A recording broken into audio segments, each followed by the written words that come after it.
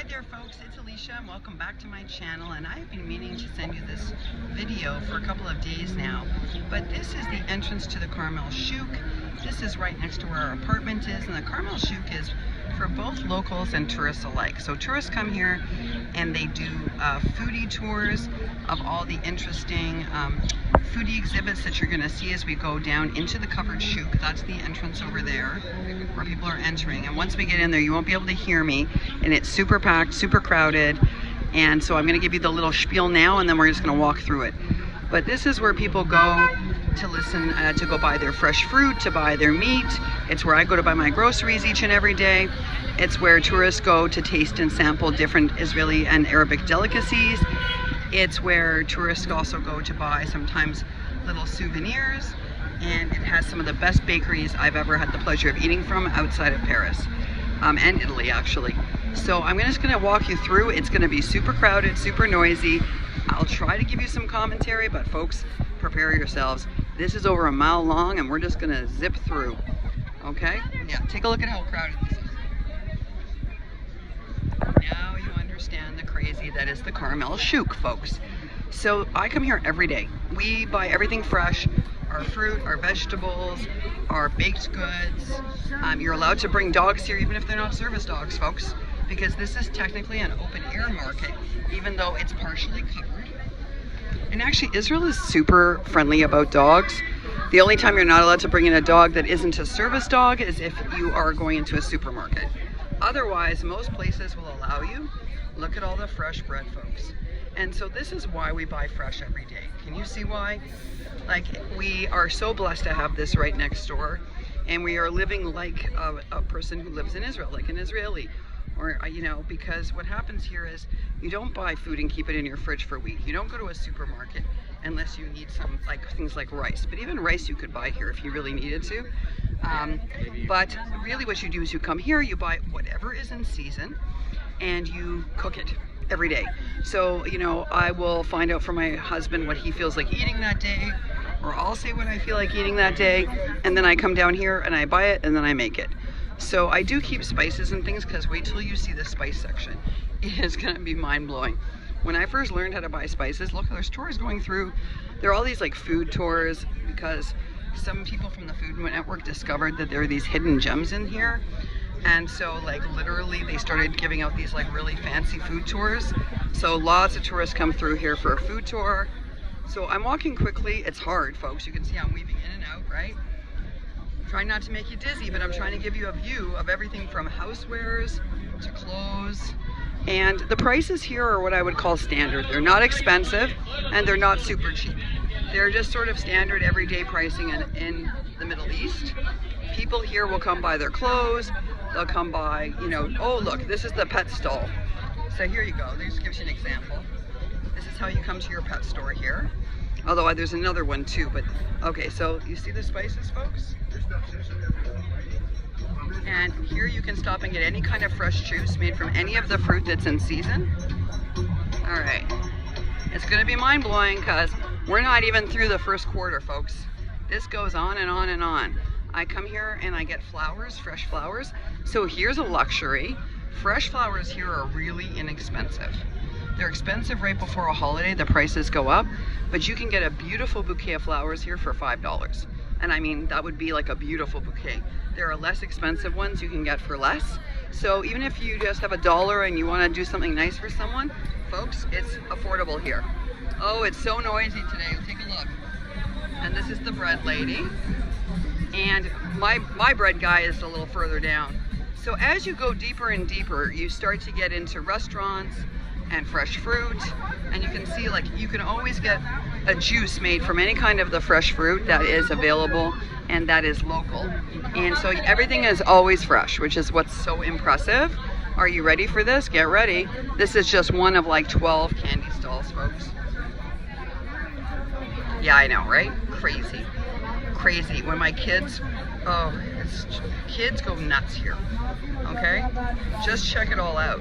And that's just one candy provider. There are many here, folks. Do you see how packed it is, though? So it's packed like this every day, but it's worse on Fridays because everyone comes early Friday morning to do their shopping, and then it becomes like impassable. Like if I tried to do this on a Friday, I would never be able to do a video for you. And you can already see, like, it's tough. And this is probably why I postponed doing it. Do you see this? So this is like where you can come to get like inexpensive Dead Sea products so that you don't spend a fortune, because if you buy them at the Dead Sea, it's really expensive. But you can buy them here for $1, literally for $1. And I can show you that. Like, so for instance, this big thing of cream, this big thing is like $3. And it's all the same Dead Sea products you would get actually at the Dead Sea. So smart people here know, don't buy it at the Dead Sea. Okay, folks, do you see this? This is tea. That's tea, folks. These are all different teas, and they're made from dried fruit and actual product. Look at this tea, folks. Isn't it gorgeous? I love their tea here, and I often buy it as gifts. Do you see how amazing it is? Yeah, so terrific. Oh yes, and now we're getting to the good stuff. This is my fruit guy. He has these baby pineapples. Have you ever seen these before? Take a look. See those baby pineapples? Oh my goodness, they are the best pineapples ever. And he has the best baby pineapples out of everybody. And I love to buy my fruit here. And he'll cut it up and let you taste it so you can see like what it tastes like. That's what he does. And that way you know it's fresh and it's delicious. Take a look, folks. Now you understand why I buy fresh every day. There's no point. And this is my spice guy. He's so great. Do you see all of his spices? It's so fantastic, folks. Basically, this is what I needed the jars for, because I buy my spices and then I put them in jars to keep them fresh. But do you see? I'm not the only person making a video for people, which is so funny. So we're being respectful of each other. But look at all the spices, the dried fruit, the cinnamon, the figs, the dates, the nuts, right? It's crazy. I mean, this is probably the most spectacular way to grocery shop. And one of my favorite things to do in the Middle East is to come and buy everything that I need. These are all, this is called za'atar, and you use it on bread, or use it on anything, like I like it on salads, or you use it on meat. And these are rice mixes, folks. And they do magical things to rice. And so you're allowed to taste. They encourage you to taste it. They want you to know that it's fresh. They will give you a little spoon so it's sanitary. Look at these handmade pottery. Isn't that gorgeous? Gorgeous. And by the way, they're not expensive. A handmade piece is the equivalent of under $10 here. So finally we're away from the tourists. Now you can see it's less crowded. This is where locals come. And this is again where I do all my shopping. Do you see all the fruit? Isn't it amazing? So now we're away from the tourists because the tourists don't usually come down to the grocery section. And that means I have room to breathe and you have room to see. So finally, it's cherry season. The cherries are so good here. Oh, folks, they're so good. And just so you know, like, they're still expensive. By Israeli standards, cherries are a treat, but people will buy them. They wait for cherry season and they buy them. You can see this. Everyone's buying cherries. And so by Israeli standards, this is expensive. It's $5 for half a kilo. Not a pound, folks, a kilo. And I'll have to look it up how many pounds are in a kilo, but that's a lot of cherries. But for Israelis, that's expensive. So like it has to be special. It's because it's now the season, right? So that's why everyone's treating themselves. You can see everyone's buying spices for the holidays, making sure. And now how about the olive guy? You want to see the olive guy? Check this out. Oh, it's his wife today. Amazing, right? Amazing. All right, and now we're at my favorite bakery. There are many bakeries. It's so noisy down here now because now we're with all the locals, folks. Are you ready? This is a very dangerous stall. I love his stuff. Everything he makes is very, very good. But there's one thing, and he's sold out of it right now. He makes these ricotta-filled things that are so good, and every morning he sells out. Okay, so you see all the fresh herbs? This is gonna make you faint. The fresh herbs here, you can buy them. You know they're so expensive at home. I don't know about in the UK and Australia. You'll have to tell us, guys. Our international folks, tell us what you pay for these. Because fresh herbs in North America are like $3.99 for 3 pieces. You see that big bunch he's getting? It's about 20 cents. Yeah. And always I come to get them, and here I use so many. And you can see that everybody buys big bunches. And then here they taught me how to dry them. So, because at first I was like, these bunches are too big. How am I going to use it all without wasting it? And they're like, no, we'll teach you how to dry it. So you see there's music everywhere, folks. And this is the magic that is known as the Carmel Shuk. And at the end, it's all fresh flowers. This is the nut guy. And this, my husband loves this guy. They make these like spicy cigars. And this is traditional Israeli and Arabic. And my husband loves the stuff made by this guy. Loves it.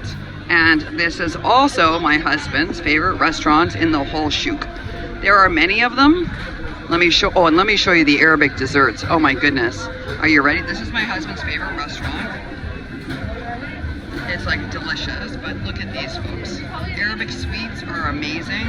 There's something called kanafa, and that's what you're looking at right there. And that's made with a cheese, and it's made with all sorts of delicious crunchy noodles on top. It's so, see everyone having lunch?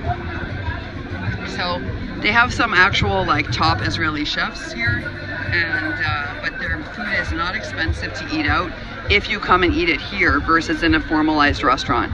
And folks, I could take you down to the end, which is all flowers, but that gives you at least a 10-minute glimpse of the famous Carmel Shuk and where Alicia shops every day for her groceries. Thanks so much for stopping by. Let me know what you think. I find it really hard to make choices here. Like, I'll show you the bread guy one last time so you understand. Like, sometimes I'll come here and I'm like, I thought I was gonna make chicken, but you know, I saw this other thing today and it was crazy good, so I decided to make that. It can be overwhelming at first, but now I'm mad crazy in love with it. And I don't know how I'm gonna go back to cooking normally. Like, look at just the bread, folks. The bread. You know, I don't eat bread at home. I don't really like the way it tastes. But here, I eat bread. And like, that's because I can't help it. It's so delicious, it's fresh baked, it's so diverse. Oh, and this is my cheese guy. I forgot to show you my cheese guy, which is weird because he has the best cheese, guys. Israelis love to eat, and they love to eat cheese in the morning, and they have so many types, it's just crazy. And then you go all the way down, and there's more fruit and more baked goods, and then at the end, it's all bakeries and florists. And the flowers are magnificent, but it's like being in a Holland floral market. And that, folks, is the Carmel Shuk. I hope you love this, and I hope you really enjoyed the experience. Thanks so much for coming with me. Bye.